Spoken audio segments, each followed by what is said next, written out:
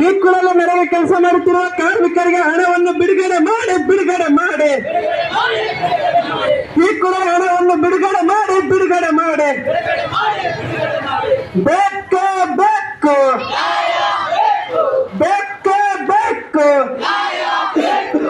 ತಿಂಗಳಾಯ್ತು ಕೆಲಸ ಚಾಲಾಗಿ ಗಂಡದ ಹಾಜಿರಲ್ಲ ಹೆಣ್ತಿದ್ರು ಹಾಜಿರಲ್ಲ.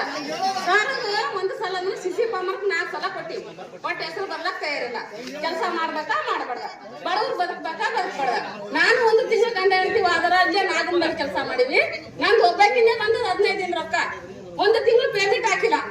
ಈ ವಾರ ಪೂರಾಗಿ ಬಂದಿಲ್ಲ. ಕೆಲಸ ಮಾಡ್ಬೇಕಾ ಏನಾದ್ರು ಹೆಚ್ಚ ಕಡಿಮೆ ಅಂದ್ರೆ ಏನಾದ್ರು ಮಾತಾಡ್ರಿ ಅಂದ್ರೆ ಪಂಚಾಯತ್ ಕಿತ್ತಿ ಹಾಕ್ತೀವಿ ಅಂತ ಇರ್ಬೇಕಾ ಇರ್ಬಾರ್ದ. ಕೆಲಸ ಕೊಟ್ಟಾದ್ರೆ ಹೇಳ್ತ್ರೆ